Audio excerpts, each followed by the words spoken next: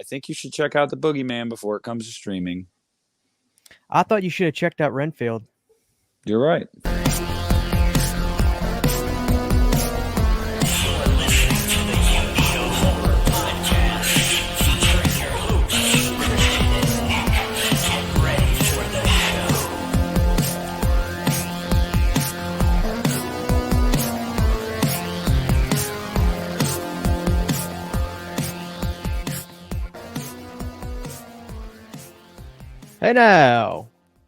Hey now, everybody. Welcome to episode 99 of the Uneeda Horror Podcast. Glad you guys are back with us again tonight for episode 99. 99 for the 2000s. Yeah, welcome everybody. How's everybody doing, Nick? How are you doing? Welcome to the show. Yeah. Welcome. I'm all right, man. I was just telling you before we started recording, saw Transformers Rise of the Beasts, and let me tell you guys, I'm a mark for the Transformers movies, so you can't exactly always trust my opinion when it comes to them. I like even the bad ones. But I will say, even as someone that likes even the bad ones, this is definitely one of the good ones. So, yeah, really dug it. Had a good time. Busy time in movies, man. There's a lot of stuff coming out, or last week. By the way, Christian, I'm gonna tell you right now, man. I think you should check out The Boogeyman before it comes to streaming. I thought you should have checked out Renfield. You're right. So Touché. Go fuck yourself. How about that? Touche. Maybe sometime next week.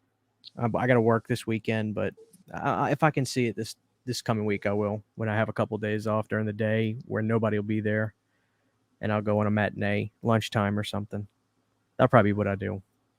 Do it. Take Sydney to see it too. She'd probably like it. Well, she likes Stephen King, so I mean, she'll definitely be interested in checking it out. There you go. Yeah, if this is episode 99, what's next episode? Y2K? It's 99. Uneeda Horror Podcast, End of the World. Mm-hmm.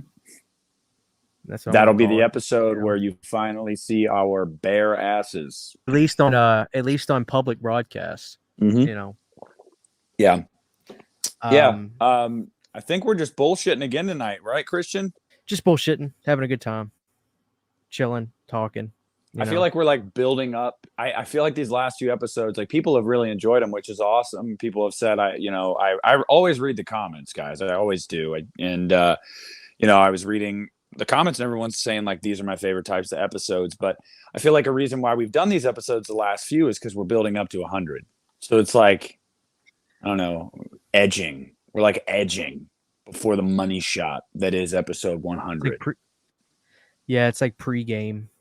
It's just, it's nuts. I was thinking about it today. When I was running earlier, I was like, good God, man. Like, I think we're going to record episode 99 tonight. That's fucking crazy.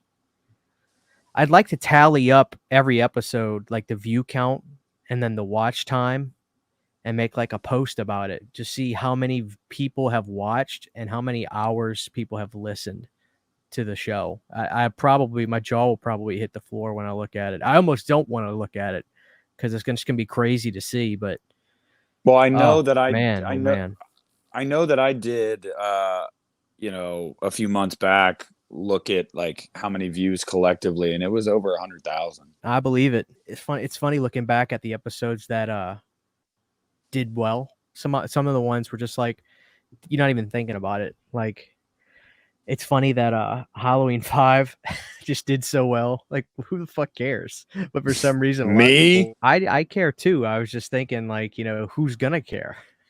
Videos like that too probably get hate clicks where people are like, oh, they're gonna shit on this movie, and then they're like, damn it, they didn't. It's like, yeah, and you gave us that view. Yeah, and it's funny looking back. There have been a few podcast episodes like that we did half a year ago, what I'll listen back, or I'm not listen back, like I'll get a notification of like a comment, and it's somebody arguing with somebody else in the comments about the movie, and it was Halloween 5, and these two people, I don't know if they're a boy, man, woman, what, but these two people, I got notifications all day one day of these two people going back and forth with each other about why it's a piece of shit, why it's not a piece of shit. And when I say 7 a.m. to 7 p.m., I mean they went back and forth on that video. We probably got another 60 views just from them two alone. They were arguing back and forth. It was incredible. Incredible. I urge everybody to go to the Halloween 5 episode and just look at the comments. I mean, it's remarkable how like at a certain point you'd like stop caring to argue with a stranger, but no, not if you hate Halloween 5 enough or love it enough, I guess. Yes, yeah, that's the way it goes, man. And respect the hustle. Respect the hustle of whoever was the defender of Halloween 5. I respect your hustle. It doesn't go unnoticed. Lord knows I've taken out my sword for that movie many times. Christian, I got asked something really interesting in my live stream yesterday, and it really, really made me think, man. Yeah, those live streams where you make me look like a jackass because you tell people I watch for 2 seconds, you son of a bitch. Hey, before we do this, I gotta call you out on something. Okay. Oh God. You made me sound, and I appreciate you doing you did a live stream about 2 years of Uneeda. That was awesome. I watched the entire thing. Okay, after the fact. And that's awesome. You made me sound like such a dork about not wanting to hang out with We Watched a Movie. Oh so much in that thing. Dude, you know my tone, and you know damn well that if I did, most of that was good-natured ribbing. I was not actually giving you a hard time, because I even said in that stream, admittedly, like, yeah, I would have, like, we went back to the hotel, we drank, we played like trivia and stuff, like, I was there to hang out with you guys. So like, obviously I was cool with it, but I was also butthurt a little bit because I've been watching those guys for 10 years. And I was like, man, I would love to drink with them, but I completely understood and was cool with it. I didn't feel like I was sacrificing anything. It's just like, I wanted to give you a hard time. I know you.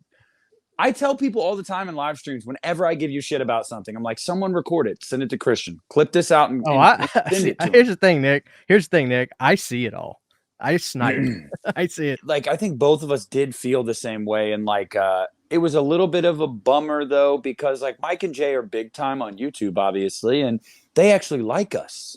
Like, it's crazy. They've probably collabed with people and met people that they didn't actually give that much of a shit about, but they actually like us. So I was like, man, it would have been so cool to, like, I don't know, really get to hang out with these guys. But I mean, Scarefest is in Kentucky every year. They go every year. Yeah. So it's not like there's not other opportunities. I like them a lot too. They're very cool. And it's cool to see them have their own booth, and they didn't even charge or anything. Like, they just kind of sat up there, and like people that knew them just came up and got pictures and met them, and it was interesting, for them to do that. I mean, it's really cool, but yeah. They didn't even. It was weird. They didn't even charge anything. It's like you just kind of went up there and talked to them. Yeah, and Mike's nipples were hard the entire time. Yeah, no, those are good guys. It'd been nice to hang out with them. I would have I would have been a total dickhead if I would have left the guys that I came up there to meet that night. So I don't want people to think I'm a loser, Nick. Dude, like, I wanted to party with Mike. I think, first of all, your following is much bigger than mine. Second of all, I think anybody watching knew that I was just giving you shit. I wasn't, but yeah. So that was cool. I mean, honestly, man. But, oh, God, I got sidetracked. But so the thing I was asked last night, somebody straight up asked me what my favorite, like, horror movie of the 2000 to 2010s was. And I was like, I thought I knew it. Right off the top of my head. And I thought I knew it, and I think I do. But then I started to think about it, and I was like, man, there's a lot of really good movies from that era. You were talking to me about the other day how a lot of them are aging a lot better. Yeah. But I think my favorite is probably The Descent. Probably from 2000 to 2010. That's a good choice. Did you Google it? Are you looking right now? Oh, fuck yeah. And there were other ones that came to mind that I was thinking of, man. I was like, I love Saw 3. Saw 3 is an all-timer. What else was there? I don't know. Have I even answered this before? I don't know if you have. I know one that's close to the top, if it's not the top, and that's Silent Hill. House of the Devils, 2009. Yeah, that was another one I mentioned. House of the Devil. Strangers, good. Yeah, but I like Pray at Night more. Inside's amazing. It is amazing. I need to buy that movie. I still don't own that movie. Yeah, it's one of those Dimension Extremes. Mm-hmm. I think mine's Silent Hill. I love Silent Hill. Didn't they make a sequel? Mm-hmm. Revelations. Was it trash? I didn't like it. I would call it trash. So we are 0 for 2 with Revelation titles. It took me a second. Mm-hmm. I would take Hellraiser over Silent Hill. Silent Hill was really because the first Silent Hill I think is incredible. It's one of the best CGI horror films I've ever seen, and it's scary. It's really scary. But the second one was really like a video game, and I didn't dig it at all. I didn't dig it at all. I never saw either of them. I didn't play the games or anything like that, so it just I don't know. It didn't really. Oh, you definitely need to see the first one. I mean, I'm telling you right now, that's my answer. You know a movie that's underrated that is like a video game? I don't even know if it's a video game. No, it's a horror movie, but I think it's based around a video game. I thought it was really fun. Stay Alive from the 2000s. Yeah. I had fun with that movie. Here did that come out? 06? Yeah. Mm-hmm. That is a good one. Frankie Muniz. I saw his face pop up in my head when you said that. I couldn't remember his name. Yeah, I like that. I think I don't even know if I have that, to be honest with you. I probably saw that on Netflix back in 2009 or 10. My buddy had it on DVD.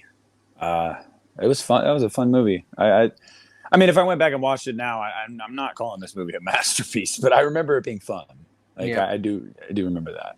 I really like this era of movies now that we're years removed from it. I look back on a lot of them and I miss them.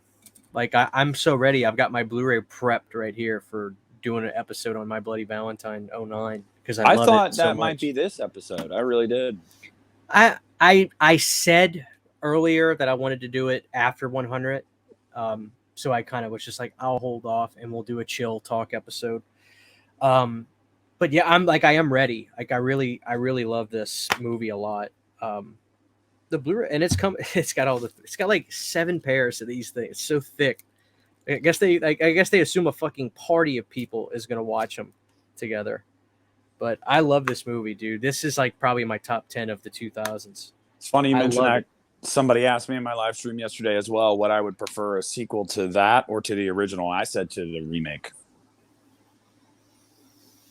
If we can get Jensen back, definitely.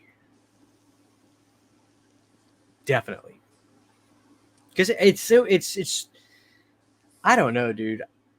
Nobody's been giving me shit saying it. Maybe they just don't feel the need to, but to me I like the remake so much more than the original at this point. I really, really love it. It's above Friday. It's probably my favorite. Let me think about it. Yeah, I think it's probably my favorite 2000s remake. I fucking love My Bloody Valentine. It's sleazy as fuck. It's hysterical. The chase scenes are fucking badass. The grocery store one is crazy. I love this movie so fucking much, dude. I can't wait to do an episode on it. Can't wait, quite frankly. So. Yeah, I think people don't give you a lot of pushback on that because let's be honest, the My Bloody Valentine from '81 doesn't have this huge groundswell of support like some of these other older horror movies do. It just doesn't. Maybe not. I mean, I think it does to a certain extent. But I mean, there's a lot of movies from that era, quite frankly, the early '80s. There's a lot of them. And odds are, if Tom Savini's name's attached to it, it's got a bigger following, or big like The Burning, or I don't know, man. I don't know. There, I like it too though. The original, it's good. there was, but now that I think about it, there's another movie that came out in that 10-year period that House of a Thousand Corpses, man. Mm-hmm. That's an all timer too. Without question. Does it ever bother? I mean, probably not. I know the answer is probably no. You don't care, and I don't really care either. But at times, it does bother me a little bit that I feel like Devil's Rejects gets all the fanfare, and House of a Thousand Corpses is so easily forgotten by so many people, or it's written off as, well, it was Zombie's first movie. It was kind of this music video, weird, didn't make a lot of sense, Dr. Satan shit, and I'm like, that is the charm of that movie. That's what makes that movie so good. Like, but everybody talks about Rejects. Everybody. I also think that non-horror people probably meant, like, if I went to work and talked to a bunch of my coworkers, like they'll talk about Rejects 99% of the time. Maybe one person would probably mention House. But Rejects just hits it. Like I've talked to my brother a lot. We have a lot of conversations just about Rob Zombie. And we were talking about, I think it was him I was talking to, but regardless, we were talking to him about how John 5 left the band like an idiot to go play in Motley Crue. And, but they got the original Zombie guitar player back for the solo project back in late 90s. And how I'm excited to see him. But my brother is a diehard Rejects fan. Like that's his favorite one. He loves Rejects, and he's not really a big horror guy. He's just not casual. But Rejects has that crossover, I think, where it's just like, I don't know. I think it crosses over, and more people, the average person would probably say, "Oh, I like that one." If you even mention Rob Zombie, that's the movie they'll bring up. That or Halloween, yeah. Which is funny because I feel like House is better than Rejects, and I feel like Halloween 2 is better than Halloween. But if you ask the average person, they mention Rejects or Halloween. And it's just like, well, that's the thing about Rob's Halloween too, dude. I swear to God, if I talk to, I say normal people, if I talk to non-horror people, or I show non-horror people that movie, dude, I've never shown that movie to somebody who's not a horror or a Halloween fanatic, and they've said it was bad. That's the craziest shit. It's like you get outside of the horror bubble and you show that movie just show it to somebody. Mm-hmm. That's not it. They'll be like, "Oh, that was a scary movie," Like you never hear skull fuck. Like nobody even cares. It's 2 words. No, it's the horror world where they bitch about it. When I was 16, my uncle David, he has a home theater, like a legit home theater. Like it's not like people like, here's my home theater setup. No, he has a legit home theater because he owns a company here in Ohio called At Home Integrations that does a lot of that work with houses and whatnot. He's rich as fuck. Just put it that way. And I was hanging out with him one summer day, and he went ahead and he was asking me, what are some movies I like? He wanted to watch them like with me when we hung out. And I told him Casino Royale, Daniel Craig's first James Bond film, one of the best Bond films, if not the best Bond film, period. And Halloween 2. And it had recently come out on Blu-ray. And it was like a year or 2 old at this time. And I go over to his house, and he's like, we're going to watch them both back to back in my home theater. I was like, okay, cool. And I remember during Halloween 2 sitting there at so many points and being afraid to look over at my uncle, because I was like, bro, he's probably like, why the fuck did you tell me to watch this movie? And my uncle, he doesn't watch movies like that. He really doesn't. He's not a big movie guy or whatever. This is the uncle that I've told you all looks just like Dennis Quaid. He literally looks just like Dennis Quaid. I need to get a photo of him for my mom. It's the right Quaid to look like. I'm telling you. But you don't look like fucking Randy. And the movie was over. And I was like, and he was like, I liked it. He was like, I thought it was pretty good. I was like, what? Because this was right after it came out on Blu-ray. When the Halloween message board that I was a member on, oh my God, 90% of that was, this movie's trash. It's an abomination of the franchise. My uncle, a normie, was like, yeah, I liked it. I was like, no way. I thought you were going to hate it. Dude, that's That's my life as well. Hearing just regular, I say regular, people know what I mean. Just regular people talk about movies like that. But on the flip side, you know what that makes me think of too? I remember letting my buddy borrow Hereditary, and he brought it back to me, and he goes, "Dude, I didn't like that movie at all. I thought it sucked, and it was like really fake." Like, so that's the flip side of it. It's just like, what do you mean really fake, dude? When she was fucking hovering on a wall, dude, it looked like so fake. Oh man, this movie sucks. I was just like, wow. Yeah, It, my it, my my brother Blake, he didn't like Hereditary. He thought it was quote trash. I was like, bro, I can understand like if it didn't work for you on the levels that it's trying to, and maybe you just, but like at worst, that movie is like fine. You know, like it's not the Babadook. Like it doesn't have an ending or a twist that's gonna be like, fuck this movie. No, yeah. like, but yeah, he thought it was. He was like, the movie's trash. I was like, It dude, isn't that crazy how they can? It's like there's the two extremes. Like movies that horror fans will just despise, they'll be like, "Oh, that was fine," and then like a movie that gets genuine acclaim across the board, seven C's. You show it to Steven down the road. Oh, that movie's fucking trash, man. Look fake as fuck. Look fake as fuck, dude. Man, fuck that movie. Let's watch Spawn from '97. yeah, see, that's what and it's always dudes that don't, and they haven't seen a ton of movies, or they watch the same movie over and over. So they're like, what do you fucking know, Jimmy? You don't know Yeah, Steve. What the fuck do you know? I just laugh it off, man. It's crazy. Like it's just wild. It's wild. I'm sure there are other examples I could think of too. It's really like there's a guy. When people find out I do YouTube at work, I don't broadcast it. I don't think any YouTuber probably does. No. But this guy came up to me and he's like, "Dude, you like review horror movies and stuff, man?" And I'm doing my best country accent because that's what everybody sounds like near me. And it's one of those situations where I could be like, "Well, actually," but I just keep my mouth shut. I'm like, "Oh, that's awesome." He comes up to me. He's like, "Dude, my cousin, man, they live right where the Texas Chainsaw happened, man. Like they live where that crimes happen." And it's just like, oh Jesus! Like I'm thinking, I was like, bro, there is no like the director. Like, what are you talking about? It's based off Ed Gein. But like, I just sit there, I'm like, oh really? Oh yeah, that's cool. Like just to get the conversation over with, I just keep my mouth shut because it's not. Because if I say, well, you know, it really happened, right, dude? Fuck you, man. They man. Are you? They You're found a bad body. They found a you're as, body in their backyard. you're as bad as a Holocaust denier, man. Like, what the fuck are you talking about, man? They saw it. Like, oh, it's just like I have no idea how they'd react. That could be it. So You I just keep see, my fucking mouth shut, dude. you seen that movie where the dude claws the wall going down the basement? Those claws are still there. Yeah. My cousin sent me a picture.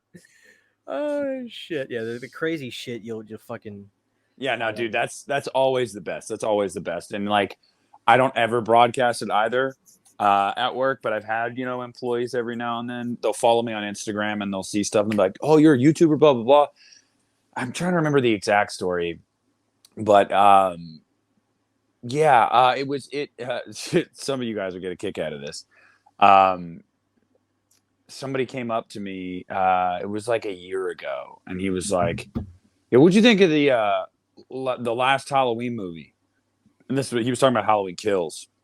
I was like, "I liked it." He was like, "Oh, I thought it was trash. Thought it was terrible." And I was like, "Oh man, like, damn, like, sorry." He's like, "I'm just glad it's the last one." I was like, Where you at, brother? "You, there's another one coming out in like 2 months, right?" He's like, "What?" It's like, yeah, it's it's kind of a big deal. Like, no, I was pretty sure that was the last one. Are you sure? He was like questioning me. Are you sure there's another one coming out? I was Here, like, dude, let me show you the trailer reaction I did. yeah, like, yeah, I'm pretty sure. I'm pretty sure. I kind of, yeah. There's a trailer and everything out. Yeah, I'm pretty sure it's coming.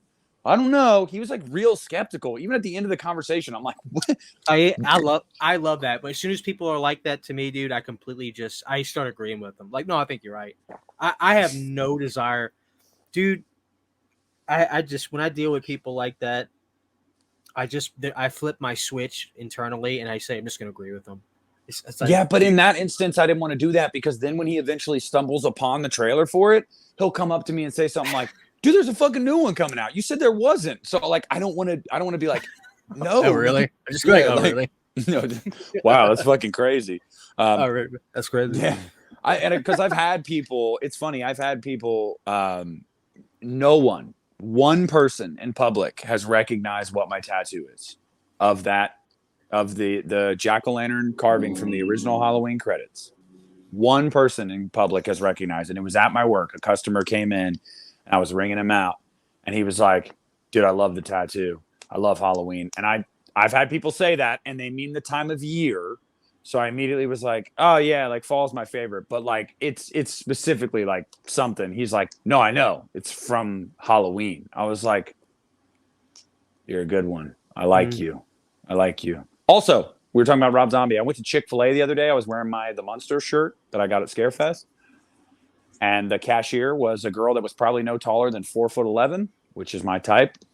And she walks over because I was at the other register. And she goes, "I just really want to say for a second, like, I'm sorry. I don't mean to be weird. I love your shirt. I love Rob Zombie so much." I was like, "Wow, Hop in. thank you." I know.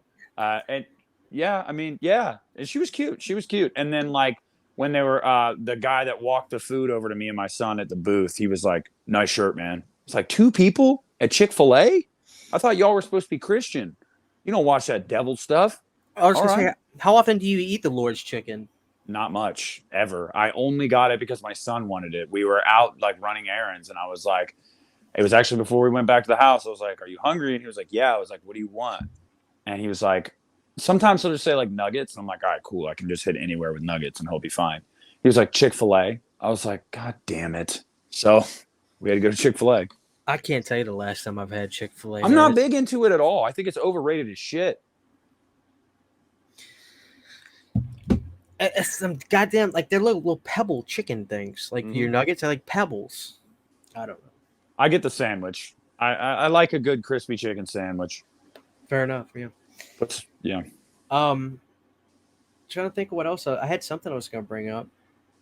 Oh, I was gonna say, like, obviously it's not the 100th episode, but I'd be remiss if we didn't just kind of like talk about highlights and best moments, and you know, just your thoughts on everything so far, because it's been over 2 years now. Doesn't feel like it, but it has been. Yeah, about 2 weeks ago when I got the notification on Instagram for like the first post I made 2 years ago, the night we recorded the first episode, kind of took me down memory lane. I went to some of the old episodes and I was like, dear God, me using my iPhone mic sound like I was in a fucking tunnel. With my makeshift background, none of my posters framed. I was in my guest room at the time. Like, to see how much it's changed has been really cool, honestly. I mean, some of my highlights are the obvious ones. You know, I think the viewers will say a lot of the same. Obviously, having Piz on, having Lee on. We've had a lot of fun with Brandon, especially the dance party that we had. Been a lot of cool stuff. You know, as much as the movie wasn't great, I still really look back on that interview with Timo, and I was really proud of that because he was a super genuine guy and really smart and easy to talk to. And I felt like he was a fellow horror fan. Like he just seemed like it, like a guy that just gets it. Yeah. And Gary too. Gary was an awesome episode. Mike and Jay was an awesome episode. There's just been a lot. I mean, there really has been a lot of cool shit. But honestly, one of the things that comes back to my mind is the Halloween Ends episode, man. Just the rage in the live chat directed at me, and I couldn't see it, but I remember you telling me about it and being like, man, there was some people really not holding back, and it was probably a good thing that I couldn't see it. But yeah, that was fun.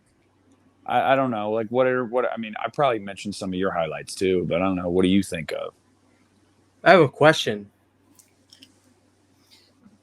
We've been fairly I say fairly. We've been pretty consistent for 2 years straight. Have you never gotten burnt out? No, no, Yeah, not once. I mean it. I went through, and still am going through a separation with my wife, financial troubles. I mean, you name it. And I don't get burnt out. I'll be honest with you, Christian. I, at many points in time, have felt like maybe you, like I worry that maybe you might get burnt out.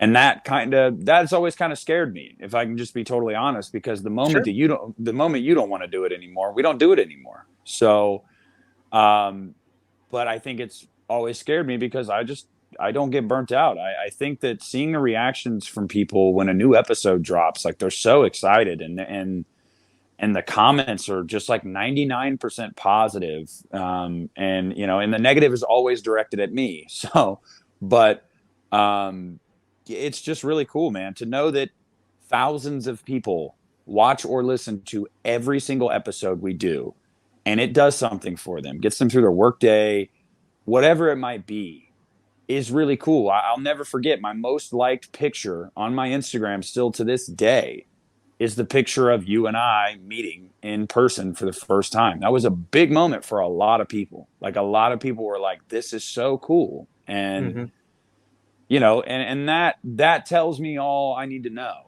That tells me that you're doing something that means something to people. And even if it is just your small niche horror group, there's still a lot of people in that group, and it still means a lot to those people. So we could have 5 listeners.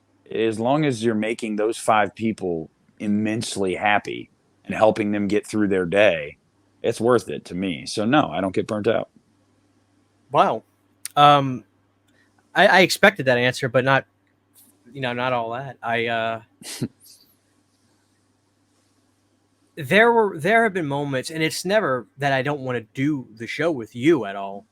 Um, Not burnt out, but it's just like I have never done anything consistent on YouTube before, ever. I always stop doing this, that, or whatever. I say burnt out. I'm jittery, and I'll be like, okay, guys, Freddy Fridays. I can't wait to do this, and I'll do 3 of them, and they'll do fine for my channel. But boom, I'm done. Like it lasts 3 weeks, and then I move on. Um, I just do stuff. I have a good time, and then I'm boom. So it's like this is the first time I've ever done something consistent in besides I don't know, like my job that I've had for a long time, or just being with my wife, like consistently I've stuck with. Sometimes I'll be honest with you, it's kind of scary. It's kind of scary to me, like to consistently do something like for this long and to do it this straight. Um, are you good? You need to take a break or something? Is your food here? Okay, because I know you were getting food. But I don't think I've ever really been burnt out. It's kind of hard to when the viewership is so great and people show us how much they love the show. It's really hard to get burnt out. So no, it's like I don't know, man. I started the podcast completely on a what do you call it, where I really didn't think about it too much. It was a matter of one night I was just like, podcast is the way to go. I was doing some research on YouTube, and I was like, podcast, it's just the way to go. Yeah. And so like that night when I hit you up about it, I don't think I thought about it more than 5 or 6 hours that day or the day before. So it's just like a decision like that turned into 100 episodes, over 100,000 views. Like 70, we have like 70,000 plays on Spotify and iTunes. It's just fucking crazy. It's crazy. You know, I don't know, man. Looking back, it's just like, just making that decision. It's just like, what would if we didn't have the podcast, like how different would your life be, do you think? You know what I mean? I It's hard to say, huh? I probably wouldn't have pissed my wife off as much. But honestly, that's, her problem, not mine. Um, it's something I enjoy doing. So taking time once a week to do it isn't a chore to me. It's something I want to do. But no, in all seriousness though, it'd definitely be different. I think I wouldn't have gone to Scarefest, I'm sure. I wouldn't have met, Jay the Stingray and Lorne and guys like this that I would have never probably come across. Jess Graham, shout out Jess Graham. Love Jess Graham. Great human being. I mean, yeah, there's a lot that would be different, and honestly, I feel like given everything over the past year, especially, I feel like I've needed it. Um, you know, it, I don't know. I don't think it'd be different for the better. And I don't know how it would be different, but it wouldn't be different for the better. I think I can confidently say that because Are you getting emotional? no, I mean, Okay. no, I'm not like that. I mean, maybe yes, but not like, ooh. I'm just like thinking about what I'm saying before I say it. But yeah, man, I mean, I don't know, you know, there's a lot of people too that probably still watch because it's your channel and they watch you. And I understand that. And some of them, I've seen the comments sometimes, aren't huge fans of me. Um, that's fine. I mean, I get it. I know that I'm very opinionated and I don't back down off those opinions. But I think for the most part, you've helped me find people that really like my stuff, um, I don't know, and people, yeah, I don't know. It's been a good thing. It's a It's good been thing. yeah, it's a good thing, and even the every now and then snarky comment directed at me, it is what it is, man. Because I've worried, man. I don't really ever care what people think of me. I don't need people's validation. The only thing I've ever worried about when it comes to the podcast is Christian gonna be like, I need to go a different route. I'll be honest with you. We're being candid tonight. I'll just be candid. When you started doing Planet Dirty with Brandon, I was thinking, is this a way of him trying to branch off of the podcast? They're worried about that at first. I was like, and then I thought about it and I was like, no, like it's a different avenue for him to express himself in more of a free form way, more of like not really so much topics most of the time, and it's this kind of late night fun that you do live with you and Brandon, and it's a different vibe. Um, but yeah, I worried at first. Yeah, for sure. I can understand that. No, it's you're totally right. I never wanted the podcast to be anything to where we ever added somebody. And there were certainly times where I would say, "Hey, Nick, such and such is coming on. Such and such is coming on this week," and I think it confused people.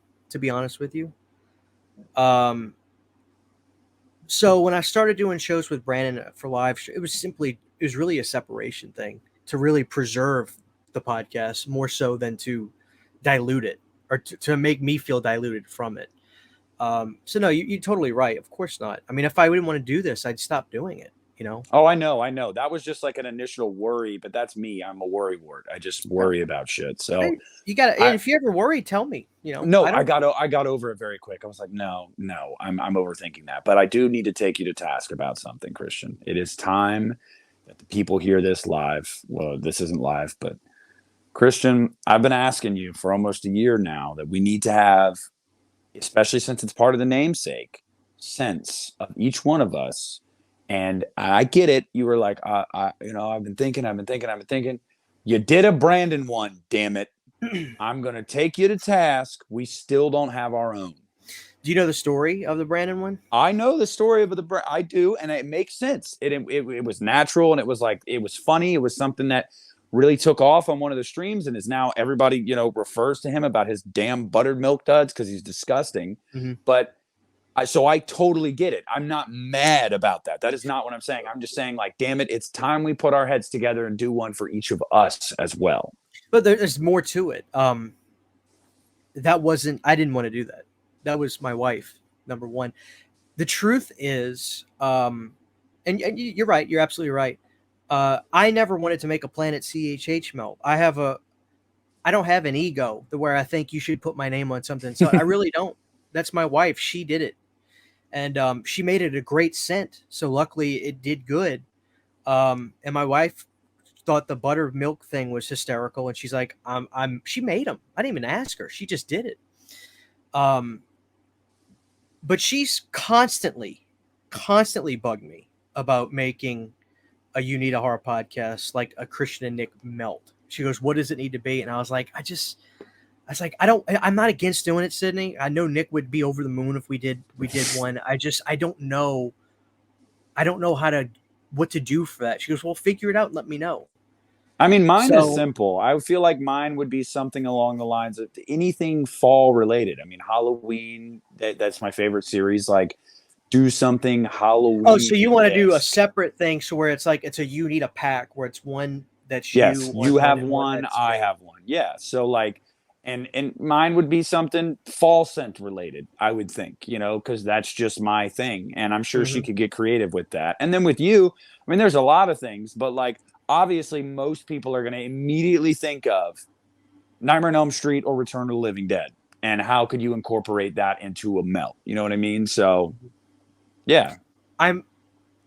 If everybody listening is down with that, I'll do it. I've never been, I'm very like, you got to understand, Nick, if my wife put out those Planet CHH melts and nobody bought them, I'd have felt like a real idiot.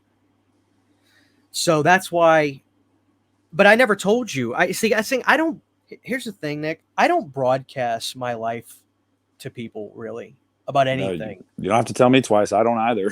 I'm very private. So, on the outside, stuff may look a certain way, but like now that I'm telling you, like, I never wanted to make a Planet CHH melt.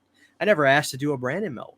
My wife says, "Christian, leave me alone." I remember when she said, "Christian, Sydney, you really going to do this?" She goes, don't worry about it. Like, I know what I'm doing, Christian. People are going to get this. I know it.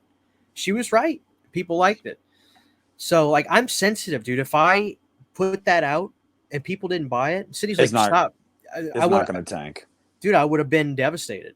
I would have sold it online. I mean, I sold it. I would have sold my sadness online, but I would have been like, I would have felt like a real idiot if nobody would have bought those Planet CHH melts. So I lucked out. But that's the reason I never did a podcast melt yet. I just thought it was perfect because it's it's tied into the namesake, and it's like a brand that obviously you're building, and it's like, I think that tying the brand into the podcast and I just, in that one way, I think that you would absolutely sell out of those, and I think there's a ton of people listening right now, Alexis, that would buy those. So yeah, I think it's something that absolutely would work. And I never have looked at it as an ego thing at all. I don't want to know how many units were sold. No, I don't give a shit about that. I just know that when we first kind of jokingly mentioned it months ago on an episode, people said they wanted it. So I was like, oh, okay. Well, maybe people actually want it. And that's true. That's true. But especially at that time when it got brought up, Nick, do you know how many people tell me, dude, you need to make a melt about X, Y, or Z, but they're not customers. So telling me to do something is free. You know what I mean? So I always take recommendations with a grain of salt, to say the least, because I mean that respectfully to the people that'll hit me up. But dude, anybody could just say, dude, y'all need to do this, but they're not customers. Yeah, you know what I mean? But I think the reason why I felt some type of way about it is because I think the people that were giving feedback were people that I genuinely believed would buy it, that I know would buy it. I'm comfortable with it now. And it is funny you mention this because Sydney and me were talking yesterday about that specifically. I'm just now remembering. And because of the fact that the 100th episode is coming up, it's probably a good idea. I'm telling you, man. And I'll tell you the truth about something too. It might be a little weird to people. I mean, I'm a collector of things, obviously. Like, if I like something or it has sentimental value to me, I'll hold on to it. I kept the empty packages from the Halloween run you did. I bought the 6, the 3, and that's awesome. And you got the Rob Zombie, and I got the Rob Zombie Halloween 2 candle. That thing is done, but I kept the thing that it came in. And I kept the empty plastic containers even after I used all of them, just because I was like, this is cool. Yeah, It's just something I wanted to keep. So that's yeah. cool. All right, well, since we've talked about it, I will tell Sydney I'm comfortable enough now. I think we can do it. I'll sell it as a pack. I'm gonna make it 2 melts, one for you, one for me, and it'll be a pack that you've got to buy together. And we'll come up with something. I already know what I could do for you. I could, in my mind, I've got the thorn symbol on the front, and your head's coming out the middle of the triangle with like the face. I've already know. Obviously I'd get your input, but you would be easy. It's me that I'm like, what the fuck am I gonna do? I think I'd go Return of the Living Dead because that's my favorite movie on the planet. But I'll figure it out. I'll figure it out. But yeah, dude, that's it. The time's right. The time is right for that. Cool. Hell So yeah. I think we can make that. I think we can make that work. I'm But no, gonna going back, y'all. Well, I'm just gonna give y'all a throwback really quick to something that I did on the podcast over a year ago that people still talk about. Shout out Chris, he mentions it all the time. Y'all are about to hear my Taco Bell order. Blake, let me get a steak power bowl, no tomato, no guacamole, okay. Well, then just nachos and cheese with cheese. Steak power bowl, no guacamole, no tomato. Everything else is cool. Order of just the nachos with the cheese dipping sauce, and obviously a Baja Blast, and then just let me know how much to send you. All right, Taco Bell order is in. I could have muted, but the only reason I did it is because it became a meme from the show. So yeah. But no, like going back, I've never gotten burnt out on doing the show either. I just get not even fearful. It's just I feel, when's the shoe gonna drop? That's what goes through my mind, because everything else in my life, in terms of YouTube, I just stopped doing. I'm not even necessarily burnt out on it. I've just never, But I think it's just, it's just one of those things that, like, not only did it stick, but tell me to go ahead. No, tell me to go ahead. What? How much do you need me to send you? Okay. Just tell me. He wants a tip. Dude, you got to give him a little gratuity. But no, I know what you're saying, because like I think of it in terms of, like, I remember back to October. It was the best month my channel's ever had. I can't remember the exact numbers. I took a screenshot, but in October I gained like 300 something subscribers. For a lower channel like mine, it was a big deal. Viewership, I think I averaged almost 30,000 views in that 28-day period, which I'm normally around 10 to 15, which was really good. And watch time hours was like absurd. It was like 5,000 or something. My numbers were astronomical. And for my channel. And I was like, this is awesome. And then came the slow season when the shoe dropped. And I was like, the people that are always there are still there. They're still watching, but you're not getting a lot of those new people in there because you're not talking about Halloween, obviously. That's the one thing that I pride myself in, is I never feel like I'm milking Halloween. You can't call me one of those guys, because I am a Halloween guy. It's how I started my channel. It's my favorite series. So any news about Halloween, that is my ballpark. I'm not just trying to get views, but also I don't do those types of videos year round. I just don't. Like, I don't milk it throughout the year. Like, hey, it's February.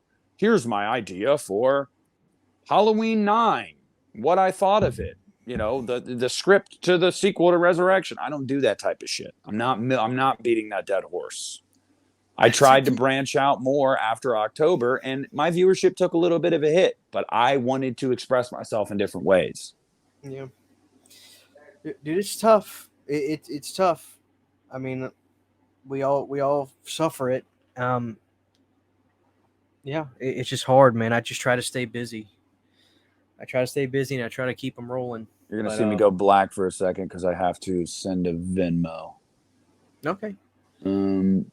But yeah, I totally get that. But honestly, dude, at this point, if the shoe hasn't dropped, I don't think it's going to drop. Well, that's the beauty of the podcast. Like, there are times where I went through a thing roughly, I guess it's going on a year now, that I was about to quit YouTube. And this was very, very private, where I never said a word to fucking anybody except my wife. Anybody. And I was like, City, like, I'm going stir crazy. Like, I love horror movies, but I'm fucking sick at the fact that I can't talk about anything else. I feel like I can't talk about anything else. My name is Christian Hannah Horror. Like, what am I supposed? Like, I can't talk about Yeah, and fucking. everybody still calls you CHH. I mean, you call yourself that, so yeah. Right. So I remember, like, I literally was like, I'm gonna have to. I was telling Sydney, I was like, I'm just gonna stop. I'm gonna tell Nick I need a major break. I need like 5 months off. I'm not doing anything. I can't. I don't want to talk about You're gonna horror stop YouTube in general? general. Dude, I was so fucking burnt out on talking about straight horror every day on my YouTube channel for You God can talk knows how about many gay years. horror. It doesn't have to just be straight horror. Gay horror, straight horror, I mean, whatever. I was so over it, and I was like, I would. I remember telling Sydney, I was like, Sydney, I think I have to stop, or I'm gonna literally hate this genre so much. Like, I gotta stop. She's like, what's the problem? I was like, I want to fucking, if I want to do a video and talk about The Running Man, because I love Schwarzenegger films. I love Arnold. I love Sylvester Stallone movies. Like, I want to be able to do that. She goes, then fucking do it. What's the problem? I said, my name is Christian Hannah Horror. She's like, so what?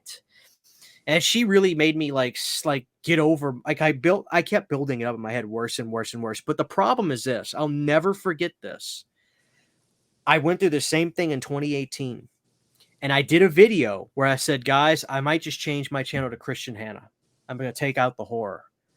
And I might want to talk about, just like non-horror Blu-rays or non-horror physical media stuff now and again. Would you guys be okay with that? Nick, I swear to God, 95% of the people said, no, I'm not really interested in that. And it crushed me. It crushed me because at that point I felt secure in myself enough to where where people would be like, I was expecting, and this is why you should never expect a goddamn thing. I was expecting people to say, dude, Christian, I'm here for your videos to see you, brother. Whatever you want to talk about, man, I'll be there. No, 95% of the comments were, I'm not really interested in that. You can do it, but I'm just going to watch the horror stuff. And it crushed me. So I literally changed the name back to Christian Hannah Horror within an hour of posting the fucking video. And I just powered through it. And so when I did it again last year or whenever it was, I was like, what am I going to do? I was like, I gotta figure something out. And I was just like, Christian, like, don't ask this time. That's your fucking problem. Don't Yeah, but ask these people. it's not even just that though, man. YouTube fucks you. There is an algorithm, obviously, and that algorithm helps you when you do horror. If you branch out, it is not going to help you. YouTube has put you in a box, as it has with me, as it has with anybody that does a specific kind of content. So, do you know how badly I wanted to do a review for Transformers tonight? So badly, because I thought it was awesome. Like, it was so fun. But I know it wouldn't get any fucking views. It wouldn't. And it wouldn't gain me a single sub. And that's not what it's about. I don't care about that. But any content creator will tell you, if they did a run of videos that they wanted to try something new and the numbers fucking tanked, it hurts you a little bit. It definitely hurts you. You wonder, is it me? And you have to remind yourself, no, it's not me. It's YouTube. It is literally YouTube saying, this isn't your bag, bro. So we're not going to put this out there, which is fucked up. I hear you. I just don't agree with it. I think if people are interested in whatever your content is, they're going to watch it or not. Yes, but that's the thing, though. How many subscribers of mine are only there for horror? They're not going to unsubscribe to me, but they're not going to watch it. And that's why I say, whatever the people want from you, give it to them. I say that. It's tough. I've cracked the code for me. I figured out what works for me. It's physical media. If I'm going to talk about that's your channel. If I'm talking about Rambo, they want to see a disc. If I'm talking about The Running Man, they want to see a disc. If they want to talk, if I talk about Back to the Future, they want to see a disc. That's the code I cracked for myself. And it took me a while to figure that out, but I figured that out, and it gave me sanity again. Because nobody that just watch, nobody like you saw Transformers today. No horror fan just watches fucking horror. You would kill yourself if you just watch horror movies every fucking day. I would kill myself. Like, are you kidding me? I can't do it. I gotta have a break. There has to be some levity there. There's so many things, and I know people are going to comment on this after the fact and say, "Go for it, man! Like, do it." And I've used Patreon over the last month as that outlet a little bit. Like over the last month, I did a Star Wars franchise ranking video, which was fun. I talked about the Transformers series, which was fun, and did a little ranking for that. So I've used Patreon as a way to kind of branch out into that a little bit, but it's I am feeling the existential crisis that you have gone through it twice now. I'm feeling that too. I definitely at times don't have the motivation because I look at my shelf and I go, I've talked about so many of these movies. I've shown so many of these movies off. At some point, I want to talk about the dozens and hundreds of other movies I have that I love. I'm looking at my shelf right now. I'm seeing the MonsterVerse movies, all the the Godzilla movies, Star Wars. We gotta do a show on the James Bond movies. Yeah, we do because it's fucking awesome. I got a bunch of comedies, Ted, Anchorman, like things that I love, and I watch those probably more. They're probably more comfort movies for me sometimes than horror movies. I'll be totally honest with you. Absolutely, everybody listening to this right now, if you name your top 5 comfort movies, 3 of them are comedies. Yeah, 3 of them are comedies. Yes, you're a fucking lie. If you one of the first ones that comes to my mind is Step Brothers. One of the funniest movies I've ever seen. That should be in everybody's top 5 comfort movies. Yeah, everybody's. Christmas Vacation is another one. And another one, Billy Madison. Like movies like that I probably Tommy Boy. Like, yeah. My only advice to you, Nick, is experiment and just try and find out what it is. And if people find out what that is, whether you start saying if you just do a video called top fucking, don't put fucking in it. Top fucking movies. Like top fuck. There I go again. If you did a video like top 10 movies of 1990, work in your Jacob's Ladder, but then say, but you know what? This comedy is fucking hysterical. Mix that stuff in. Dude, I had to crack the code for myself, and that's physical media. And that's always been what my channel. That's really what my channel has been about. So that cracked the code for me. You just got to figure out what it is for you. Don't give up, because if you do, dude, you're gonna hate YouTube even more, and then you're gonna get spiteful. And I know that's not just you; it's everybody. But you're gonna get spiteful, and then it's gonna piss you off, and then it's gonna make you unbearable. It'll do it to anybody.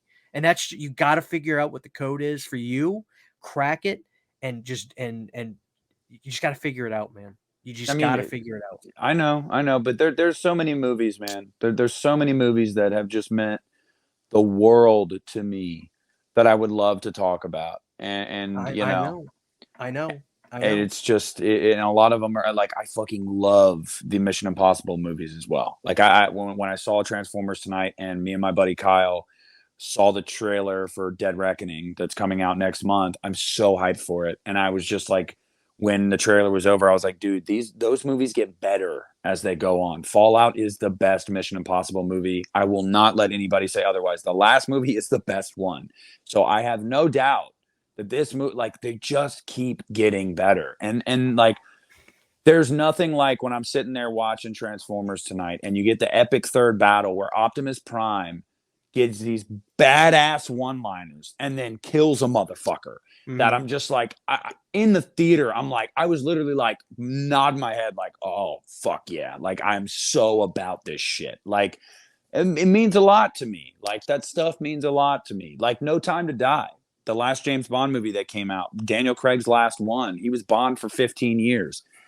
I have no shame in saying watching that movie in the theater was an emotional experience for me. Like, he's my Bond. Like, that was my Bond since I was a young teenager, knowing this is his last one. And then especially how it ends is like a gut punch, man. It's just like, fuck. Like I just, yeah. So I mean, And that what and stuff. Yeah. do you get bummed out when you watch these movies and you say, I can't fucking talk about it? Yes. Yeah. Yeah. I mean, I'll talk to buddies about it. I'll text people. I'll message people on Instagram because they'll know I saw it. Rudy is somebody that any movie I go see, because he goes and sees a lot of movies too. He'll want to know how it was, no matter the genre, like what I thought of it. And that's cool. It's cool to have people that are like, hey, I know you're mainly a horror guy and I come to your stuff for horror, but like, what'd you think of that movie you just saw? Like, was it good? Do you recommend it? And that stuff's cool. But it is a bummer because, dude, I'll tell you the truth. I mean, spoiler alert if you guys haven't seen No Time to Die. It's been out for well over a year now, or if you just don't care. But he dies. And like, everybody's like, you don't kill James Bond. Like, it's just something you don't do. But it's his last one, so whatever. And the way he dies is like, it's so fucking sad, bro. Like, it's so sad. And I'm sitting in the theater like a baby. Like, and I went and saw it by myself because my wife was like, I have no interest in that. And I'm walking out of the theater and I'm just like, I want to talk about this with someone so bad. Like, I want to talk about what I just saw so bad. So yeah, it sucks sometimes. Well, you'll figure it out. You will. It's and once you do, you'll feel all the better for it. Because it's tough, dude. I'm telling you, it really is. I've liked the series I've been doing recently. I'll do a video on remakes. I'll do a video on sequels. I'll do, prequels. Like, I've liked that series. People seem to like watching that. I think I'll even mix in one of top 10 worst sequels ever. And The Heretic would be on that list. Sorry, Justin. It would be. Movie's fucking trash. Whoa. He likes that movie? The way he put it last night in the stream, and I put that in the title of the stream just to get people to go, wait, what the fuck? Like, we weren't going to talk about The Exorcist 2. But he was like, well, let me just have a minute to defend it.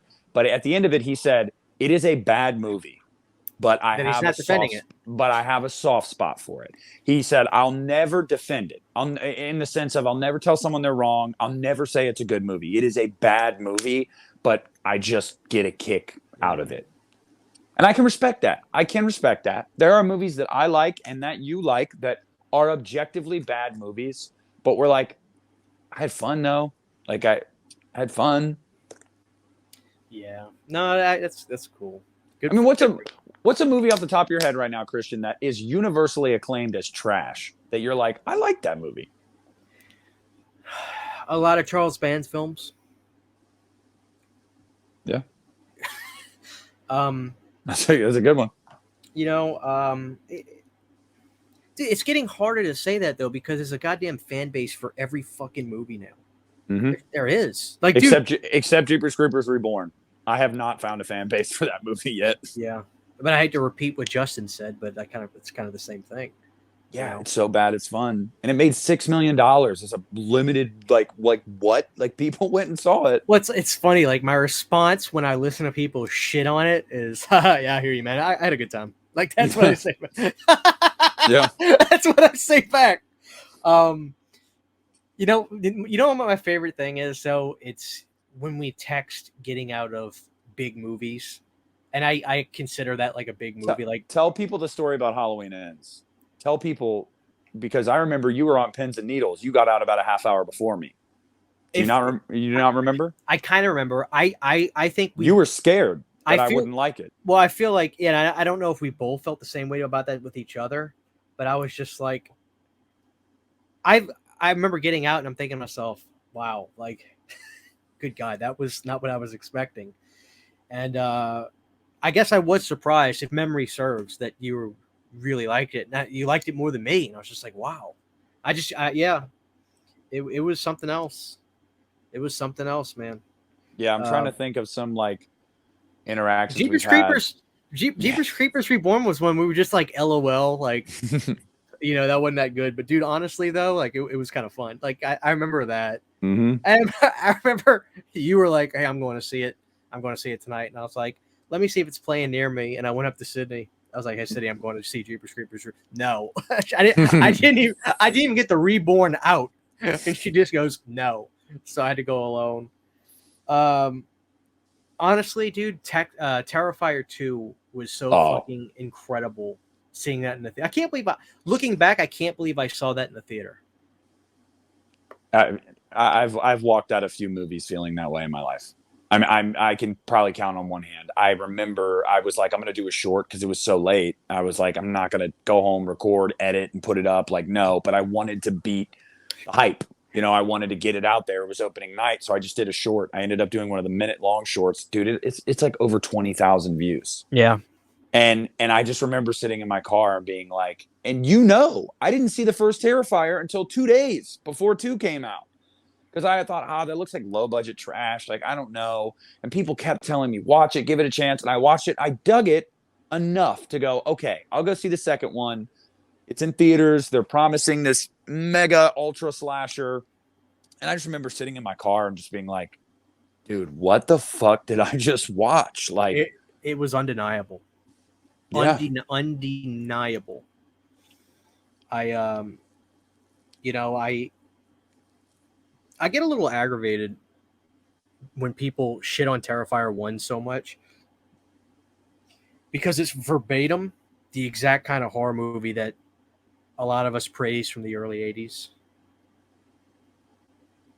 But, like, what's the difference? Good-looking broads running from a serial killer, slasher character with suspense and blood and guts and some funny moments. I just described probably 75 early 80s slasher films. A girl gets sawed in half from the vagina.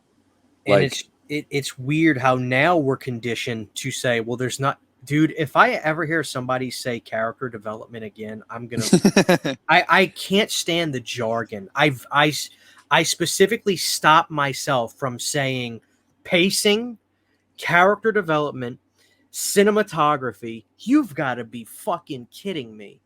What do you know about cinematography? You thought the movie was good to look at? Is that what you're talking about? I feel attacked because I mentioned cinematography a lot. I'm sorry, Nick. Like, I don't, and the thing is, I don't think you disagree with me right now. No, because I don't know a goddamn thing about framing a shot and all that stuff. I don't, but I just mean, yes, visually appealing. Like no, one movie that stands out when I talk about cinematography that I feel like is the perfect example is Rob Zombie's Halloween 2. That movie's cinematography is undeniably good. And like, it's whether it's the 16 millimeter, whether it's the lighting, whether I don't know. I'm not a wizard with that kind of stuff, but I know when a movie looks visually appealing, when they use a good color palette, when it, I know when I look at something like that. And then when I look at something like Jeepers Creepers Reborn, I'm like, they shot this with Fisher Price. Yeah. Here's the thing I'm getting at. Okay. And I will never tell, and nobody's convinced that I am anyway. I use words like cool and fun in my reviews, but you could literally, how many of you people have watched a review and had no idea? I'm talking to the audience now. Have watched a review and listened to it, and you literally could have taken that review and placed it in any other movie and it wouldn't have made a shit's difference, because the review is just got out of the theater. This movie was paced really well. They had a great pace and never felt slow. In terms of the characters, I thought the character development was really good for not only the lead but actors, but the supporting cast. The cinematography was just fantastic. I mean, dude, you can literally verbatim. This is how people review movies nowadays. And I don't care if I get shit for this. I really don't. I don't care. I'm sorry. I'm so fucking sick and tired of it. Of people sounding like fucking robots. Say something else, please. Say, you know what? Like Jenna Ortega, like I don't see what's so fucking special about her. Like she's not that great in Scream 6. You people are fucking crazy. Like I would die to hear somebody just be blunt about that. That doesn't even have to do with the plot of the movie. Just tell me something different. Like use your fucking brain. I get so sick of listening to reviews sometimes, and you literally, it's the same 5 fucking words. They say it over and over again. I can't stand it. This is why I don't even like reviewing movies, because if I catch myself saying it, I want to zap myself with a fucking bug zapper. Like I want a shock collar. So like if my wife ever hears me say cinematography or character development, fucking buzz me. Well, Buzz me. when you mention character development, it's one of those things that I'm like, dude, we can't have it. We can't have it either way. We can't have nice things anyway, because I see a movie that comes out that has undeniably good, well written characters, and no, you don't call it out. But when a movie doesn't, in your opinion, you call it, well, where's the fucking character development? Like, I'm going to tell you something right now. Right now, this pissed me off. And I'm not going to name the YouTuber. I was listening to a review of Transformers, the new one, when I was on my way home after seeing the movie. And it was a big YouTuber. And they said, yeah, like, it was fun, it was this and that, but I feel like it's a plot that we've seen before. Like there's an item that the both sides are after, and that item is somehow going to cause the end of the world. And there's always this MacGuffin in the middle of this item, and it's just like, I want to see something different. And I'm just sitting here seething in my fucking car listening to this, because I'm like, how the fuck else do you explain giant alien robots fighting each other on a planet that isn't fucking theirs? Of course there needs to be a MacGuffin that brings them there. Why is that an argument for this movie? Shut the fuck up. Like, that is a given with this kind of movie. And that's the other thing too. When people go on say shit like that, if you ever hear somebody just completely shit on a movie in terms of the story and things like that, but they can't say. Did he go get your Taco Bell yet? He DoorDashed it, but go ahead. If you like a movie, that's fine. Like, I get it. Like, you like what you saw, but when people completely shit on a movie, well, how would you have fixed that? What would you have changed about that? And they can't even. That's what I thought when he said that. I was like, so what would you do? I was just thinking, I almost commented. I was going to be like, man, I like your reviews, but you tell me how. But you're a son of a bitch. Yeah. How else do you get these two fucking alien robot species together fighting on Earth? Why would they be here? Yeah. Clearly they have to be after something. Like, Jesus fucking Christ. It makes me so mad. So mad. Like, God damn it. At this point, don't go see those movies. Don't go watch a Transformers movie if you have a problem with, well, there's going to be some item they have to get to save Earth. Yeah, duh. I mean, like, come on. At the end of the day, I feel hypocritical being a YouTuber bitching about YouTubers, but like, no, we're allowed to. We're in the fraternity. Yeah, we're past the point of like when and it made me stop watching reviews. But like, this is my feelings. I'm saying, if you're a YouTuber, take it if you want it. Ignore me if you don't. But if you go see a movie, how about for once you fucking tell me how it made you feel? Don't tell me the characters were developed or this. How did it make you feel? Like, hey, like when you said, you know what, I got real emotional at the end of that movie. Like, okay, that's something I can grab onto that makes me want to go see something. Like, that's what's missing. Everything is so fucking. Everybody wants to sound exactly the same now, and I can't stand it. It's crazy. And I don't know how the viewers feel about that too, but I got to imagine it's like if you watch one review on YouTube, you've damn near seen them all. Except they're going to say the same thing, whether they like the character development or they didn't. But it's just like, wouldn't it be nice to be like, I have a real, like, I just want to hear authenticity. Like, you know what, dude, I've got a major crush on that little Jenna chick. Like, so I was so vibing with her in Scream 6. And honestly, when she fired back at it was like, oh man, I'm like, when she's on screen, I feel it. Like, Christian, tell me how it made you feel in X when you saw Jenna Ortega look like she was about to get naked and then she didn't. Let's be honest. Let's talk about it. We're all sitting there like, is this really about to happen? Of course. See, that's like just being real. Like, dude, I think I've bitched about this before, but like, I'm at my wit's end. Like, I fucking challenge any of you to never use those same 5 or 6 slogans in your review ever again. Ever. It's also why I couldn't be, more power to guys like Jeremy Johns and Chris Stuckman. I watch a lot of their stuff and they're good at what they do. Of but it is course. precisely the reason why I could never be them, because I am not going to go out of my way to pay money to go see a movie in theaters that I have no interest in. Their niche is being movie Yeah. reviewers, so they That's their have to see. job. Yeah. Yes, they That's what have to they see a do. lot of movies that they don't care about, but I cannot bring myself to do that. Yep. I can't. No, it's like, oh, this new Disney movie's out. I don't care. Like I don't give a shit. Like if you went and you liked it and your kids liked it, awesome. If you're gonna ask me how I felt about it, I'm gonna tell you. I'm gonna be honest with you. I don't give a flying fuck. Like I don't Yeah. care. Yeah. I go see movies I want to see, and I'm telling you, surprisingly, I think next weekend I'm gonna go check out The Flash. And I'm not a superhero person, and I know nothing about the DCU, but those trailers are good. Michael Keaton back as Batman. Like, I think I'm going to check it out. I saw that one Superman movie where Toby came back. I have no idea what the fuck was going on, how they got boyfriend, girlfriend, any of that. But Toby got me back for that one movie. I even bought it. Spider-Man No Way Home, yeah. Spider-Man No Way Home. The only thing to get me back to see any kind of superhero movie is, in fact, Michael Keaton. Yeah. So. And people say he's badass in the movie, too. He's so always it's like fucking Michael Keaton, man. I know. So I'm like, I think I'm going to go see that.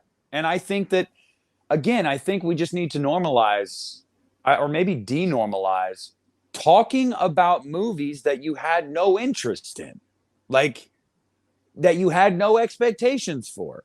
Then just don't talk about it, man. Just don't. Like, just. Well, yeah. Some people get their rocks off on that. Some people, like Nick, you got to understand, some people genuinely love pumping their chest. I'm not watching that piece of shit. Yeah. And they love verbalizing that. People love to be negative in their daily lives.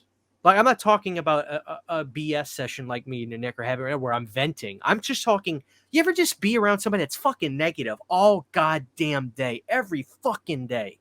Like, yep. I can't, if you're like that with me, you're gone. I don't need you in my life. I can't. I'm fucking in my 30s now. There's a chance I'm on the back 9 if I don't change my fucking diet and whatnot. Like, I cannot deal with people that bitch and piss and moan all fucking day. Like, do something. But people beat their chest and they love saying, that's the culture, right? There are people that thrive and get excited when they get to shit on a movie online. Mm-hmm. They can't wait. It is precisely the reason I didn't go see and have no desire to see Winnie the Pooh, Blood and Honey, because it looked like shit. Oh, I can't wait to see that. I have no interest because it just looked like shit. And everybody said it was shit. So I'm like, so you're telling me I saved myself a $15 movie ticket and $20 in concessions? Cool. Like, you just bring your M&Ms in your pocket like I do. I did that when I was a teenager. I don't do that anymore because I'm just a fucking shill for movie theater popcorn. Nothing compares. No matter what kind of popcorn you buy at the store, it does not compare to that movie theater popcorn. Fair enough. No, yeah. But I think that's why people like the podcast. We're authentic. We just spent a half hour bitching about stuff because I'm not going to put on a face for you. I'm not going to put on a face for YouTube. And it's another reason why people, I think, sometimes don't like me because I'm very outward with that kind of stuff. And believe it or not, guys, as you just witnessed, Christian is too. But I feel like since he's done YouTube longer than me and much more than me, he's gotten to a point where he doesn't want to exhaust the energy as much anymore in being like that. But every now and then, he will. And yeah. I don't know. I don't know. Maybe it might be a fair assessment, Nick, for me to say that I can brush stuff off a little bit easier than you. Would you agree with that? If you don't like there are caveats. If you don't like a movie that I like, that's okay. But if you start to say that it says something about my taste or my intelligence or something like that, I get mad. Yeah, I get mad. And I will say something because at the end of the day, we're arguing about stuff that is subjective. Like it's art, it's subjective, and beauty is in the eye of the beholder. And it's just like if I talked to someone and said, your wife is ugly or your husband is ugly. Not to them, they're not. So I mean, and then I don't know. So yes, It's tough, dude. And I mean, it's pretty clear when somebody's being just a dickhole to you. You know, one thing I live by a certain rule now. I think I said this to you. If they criticize me in any capacity, I will take it. But if you put in a word, a slur or a cuss at me, I'll never listen to you. Your opinion doesn't mean shit. If somebody says, Christian, honestly, like you really got to start to try to improve this, or honestly, Christian, you were lame in this episode, I will say, okay, let me listen back. You know what? Like whether I agree or not, I'll take it. But if you say bitch or idiot to me, I won't listen to it. I won't take it at all. No, and people were wondering. I'll never forget one comment I got on my Halloween Ends video of some guy that clearly didn't watch the video. He just commented based off of the title or whatever, and was like, dude, I don't know why you're getting triggered. Why you care about what people have to say? Like, you like a movie, cool, blah, blah, blah. I'm like, bro, if you would have watched the video, you would have heard me say, I don't care if you don't like the movie. I was addressing the people that were commenting things like, you should go jump off a bridge. You should go run into oncoming traffic. People calling me the F slur. That's what I was addressing. Fake fan. Yeah, no, you know what I'm saying. And over me liking a movie. Like, dude, go outside, touch some grass, touch a boob. Like, do something that's going to make you smile, because God damn, like, I could never do that. I've clicked on videos and I've watched it and you know, a little bit of it, and heard some people talk about it. One of the things that pisses me off the most nowadays is when I click on a video and someone immediately is like, you know, I just don't like the whole woke thing. And I'm like, okay, I'm out. You're just going to be bitching about, it's just shit that just, it does not matter in the grand scheme of things. It doesn't fucking matter. And I don't want to listen to it. So I'm out. I don't ever feel the need to be like, listen here, you dumb fuck. You should hang yourself, like stuff like that, man. It's just like, why the fuck do you do that? I don't get it. Yeah. Believe me, Nick, I get really fucking aggravated at stuff sometimes too. Yeah, but you just throw a heart and keep moving. I throw a heart to keep, because you know what? This is what for me, this is, I'm not saying this is the way everybody needs to be. For me, no matter what I say in the moment, a month later, a week later, I'll think, I should have said this. And I'm like, you know what? I'm not gonna give them anything. I'm just not gonna give it to them. That's what they want. Fuck them. You know, they're not worth my time. So that's just the way I approach it. And trust me, I get some shit, dude. I may not show it to you, but I get some people. I forgot who it was. I just remember commenting on somebody's Instagram post, and it wasn't the person's Instagram. Somebody that I commented on this Instagram post, and it wasn't the person's page, but somebody that was going into the comment section responded to my comment, and they're like, you're an idiot, whiny bitch, you suck, like, you just need to get off YouTube, you're like, I'm thinking to myself, who the fuck are you? I don't even know you. Who are you? And of course I go to their Instagram page, 0 posts, 2 followers. Like, that's the people that are given. All right, we got to just wrap it because my internet's apparently saying fuck it. But no, they're just trolls. They're losers. Yeah, they're man. No, they're punks. I'll never forget. I told you about the guy that messaged me on Instagram and was like, yeah, I really like your channel, but I can't really deal with the podcast. I don't like Christian. Like, he's so whiny and I'm like, what the fuck are you talking about? And I'm like, and why do you feel the need to tell me this? And then that person, I'm gonna call him out, Glibglob87, that Piz blocked years ago, and they told Piz, you blocked me, and Piz was like, I didn't remember blocking you, like, my bad, I'm sorry. When Piz was on an episode with us, they were in the comments, and then they were coming crazy at me about a movie one, like, I mean, crazy. I blocked him too. Blocked him off my channel. I said, I'm not dealing with this energy. So they went to Garrett's channel. In his live chat was like, is it just me or does Nick have terrible taste? I'm like, dude, who the fuck? Like, I mean, like, people like that, yes, their job is to troll, and they get a personal vendetta with someone and they will not let it go. They won't let it go. But you know what? This is the beauty of stuff like that. They're fans. They're fans. You can't pay for people to pay that close attention to you. You can't. No. They're fans.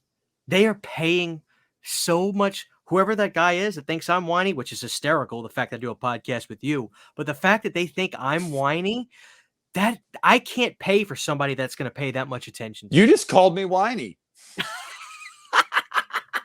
I'm not whiny. But it's just like, dude, But no, that's the flip side of the coin. They are watching every fucking thing you and me do. It's funny you make that joke though, because I thought the same thing. I was like, if anyone were going to be called whiny on us, it would be me. Like, it wouldn't be Christian. Like, what are you even talking about? But it was clearly a personal vendetta with you, because he went further. He was like, his fucking shitty band and their shitty music. He needs to stop trying to sing. He can't fucking sing. And I'm like, dude, you must hate Christian. Like, something happened here, and I don't know what it is. I think his name was Adam. Pretty sure it was Adam. You don't have to say anything. I know, but I mean, it you can tell when you get those kind of people that it's like you personally burned them somehow, and you may not even know it. Of course, I don't. Yeah, I talked to 7 people in my life. Yeah, exactly. And to them, they might have this vendetta because they put a comment on one of your videos and you never addressed it. You never replied. So they're like, fuck that guy. He thinks he's better than me. It's got to be something that's silly. It has to. It could never be nothing. It could never be nothing legitimate. That's the thing about you. Like, this is like when people ask, "Hey, Christian, I want to start a YouTube channel. What should I expect?" Like, this is the kind of stuff like I never bring up. But you know what? If you can't handle that kind of stuff, you got to get out. It's no different than being not a celebrity, but it's like we're putting ourselves in the public eye the exact same way. You have to just deal with it and just block it out. And their names on a computer, every one of us deal with it. Every single one of us. I don't care who it is. I don't care if you think Piz is the nicest guy on earth. Piz gets hate just like anybody else. Anybody else. He handles it the best. I try to emulate him. Every single person deals with that kind of stuff. So you just gotta brush it off, man. You gotta laugh at it. So there you go. Tune it out, man. Let's wrap it up. My Taco Bell literally just got dropped off. I literally saw it just get to the door. So yeah. Well, there you go. Anyway, guys, this has been a hell of a episode 99. Thank you guys for watching. I do appreciate it. Yes. We'll see you guys with Piz Owl and Drum Dums for episode 100. So there you go.